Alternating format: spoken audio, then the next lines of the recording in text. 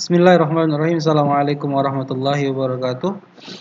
Ini kita akan membahas judul yang selanjutnya, yaitu adalah aqsamul kalam, pembagian kalam. Sebelumnya mengingatkan kembali bahwa al-kalamu adalah lafzun mufidun. Baik. Nah, pembagian kalam dilihat dari sisi kemungkinan kita mensifati kalam tersebut dengan kebenaran atau kebohongan. Itu terbagi menjadi dua, khobar dan insya. Nah, yang pertama adalah al-khobar. Khobar itu adalah kalam yang mungkin bagi kita atau memungkinkan ia untuk disifati dengan kebenaran dan kebohongan. Lidzatihi, untuk zatnya. Nah, satu lagi, khobar itu adalah kalam yang memungkinkan untuk disifati dengan kebenaran atau kebohongan, lidzatnya, untuk zatnya. Nah, maka dengan kita menyebutkan bahwasanya apa yang mungkin ia disifati dengan kebenaran kebohongan, maka keluar dengannya dari pengertian dan definisi al-khobar adalah al-insya. Kenapa? Karena insya tidak mungkin kita sifati benar atau salah. Kenapa demikian? Karena informasi yang dihasilkan atau madlulnya atau sesuatu yang ditunjukkan kepadanya dari kalam itu sifatnya bukan mukhbarun anhu, bukan yang dikabarkan dengannya, sehingga kemudian memungkinkan untuk ia disifati dengan benar atau salah. Contohnya ketika saya bilang Ustaz Rizky telah datang, maka hasil informasi dari yang saya sampaikan itu bisa kita sifati bahwa ini benar dan ini bisa jadi benar, bisa jadi salah. Akan tapi ketika saya katakan duduk, berdiri, menulis, berlari, maka hasil daripada perkataan yang saya ucapkan itu tidak mungkin bisa kita sifati benar atau salah. Inilah disebut dengan al-insya. Yang dapat kita sifati dengan benar salah itu disebut dengan al-khobar.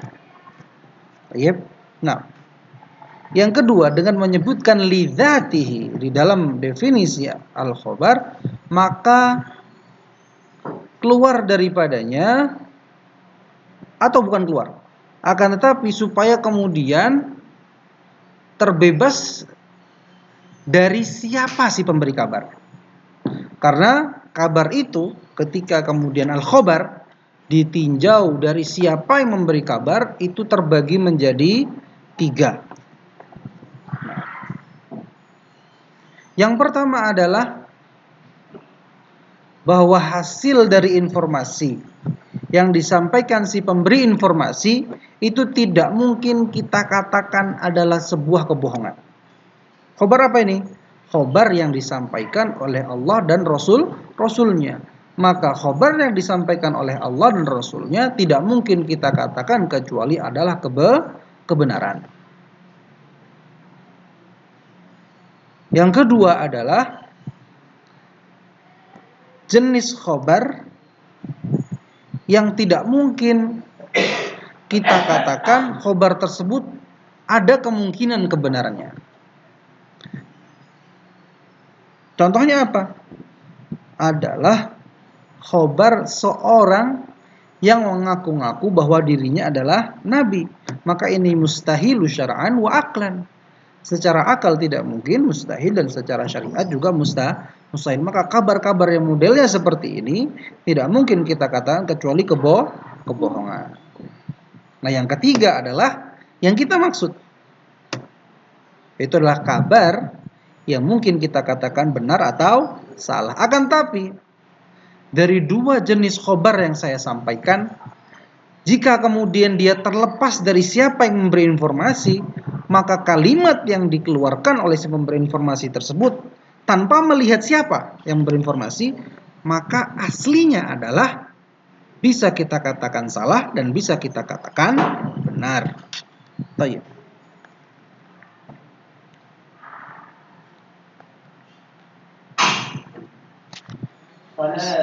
Yang selanjutnya adalah al-insya. Al-insya adalah kalam yang tidak mungkin kita sifati dengan benar atau salah. Contohnya apa? Al-amru wan nahyu, kata perintah atau perintah dan larangan. Seperti firman Allah Subhanahu wa taala, wa'budullaha wa la tusyriku bihi syai'an. Dan sembahlah Allah dan jangan kalian menjadikan sesuatu itu sekutu baginya. Waqad yakunul kalamu khabaran wa insya'an bi'tibarain. Akan tetapi pada prakteknya terkadang kalam itu bentuknya khobar tapi yang dimaksud adalah insya, atau sebaliknya bentuknya insya akan tapi yang dimaksud adalah khobar. Contohnya Pak Ustadz, contohnya adalah siyaq al-uqud al-lafziyah, sighah kalimat akad yang diucapkan saat akad jual beli. Bi'tu qabiltu. Fa inna bi'tibari dilalatiha ala ma fi nafsil aqid khabar wa bi'tibari tarattubil aqd 'alaiha insya. Baik. Kalimat yang diucapkan bi'tu, aku jual, washtaraituhu minka, dan aku belinya daripada kamu, maka secara lafadz yang dikeluarkan itu adalah khobar. Saya mengatakan bahwa saya menjualnya ke kamu. Kemudian dia mengatakan, "Thayyib, saya belinya ke kamu." Maka saya menjualnya ke kamu. Itu secara pembagian kalam itu adalah khobar. Akan tapi ketika kita lihat dari sisi dari mana kemudian efek ataupun sebab akibat, tarotub, sebab akibat. Kalau ini jadi ini, kalau saya mengatakan ini maka kamu mengatakan itu.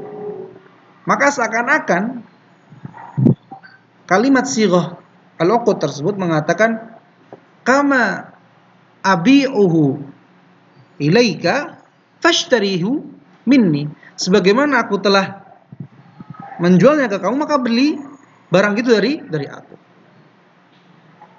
Itu adalah makna taratub, sebab akibat yang dimunculkan saat kemudian seorang pembeli mengatakan kepada seorang penjual dan seorang penjual mengatakan kepada pembeli, bi'tu wa qabiltu. Ini waqad yatil kalamu bi suratil khabar wal murad bihi insya'u bil aqs bil faidah. Akan terkadang juga kalam itu bentuknya adalah khobar akan tapi yang dimaksud adalah insya. Contohnya apa? Wal mutallaqatu yatarabbasna bi anfusihinna thalathata quru. Yatarabbasna itu adalah fi'lul mudhari'. Fi'lul mudhari'. Nah, akan tetapi meskipun itu fi'lul mudhari' yang sifatnya adalah khobar, akan tapi maknanya adalah insya. Kenapa demikian? Karena kemudian ketika suatu hal yang diperintahkan itu menggunakan al-mudhari', yang mana mudhari' itu adalah fi'il yang dikerjakan dari dulu, sekarang hingga masa depan, atau dalam bahasa Inggris adalah continuous progressive continuous tense. Seakan-akan perintah ini adalah sudah menjadi kebiasaan seorang perempuan ketika kemudian dia ditalak oleh suaminya. Maka ketika asy-syari', pemberi syariat, menggunakan lafaz demikian bermakna bahwa betul-betul perintah ini sangat-sangat harus dilakukan oleh semua wanita muslimah. Nah, Maka dikatakan di sini bahwa ketika surahnya khobar akan tapi al-muradu minhu insya, maka li faidah, untuk faidah tertentu. Sebaliknya bagaimana Ustaz kalau seandainya surah al-insya lakin urida bihil khobar? Contohnya adalah qauluhu ta'ala ba'da a'udzu billahi minasyaitonir rajim wa qala alladziina kafaru lil ladziina aamanu tabi'u sabilana. Ikutlah jalan kami, agama kami, cara hidup kami, pandangan kami, wal nahmil khotoyakum. Maka kami akan berkendak untuk kemudian membawa menanggung seluruh kesalahan kalian. Maka ketika kemudian surahnya adalah insya wal nahmil lamul amr, ya, akan tapi dimaksudkan adalah khobar. Ini juga penekanan bahwa betul-betul kami akan menanggung kesalahan kalian. Taib, ini adalah pembagian aqsamul kalam, dilihat dan ditinjau dari kemungkinan kita untuk menyifati suatu perkataan benar atau salah. Barakallahu fikum wa nafa'a wa iyyakum mimma qara'na min hadzal kitab. Akhiran aqulu lakum assalamu alaikum warahmatullahi wabarakatuh.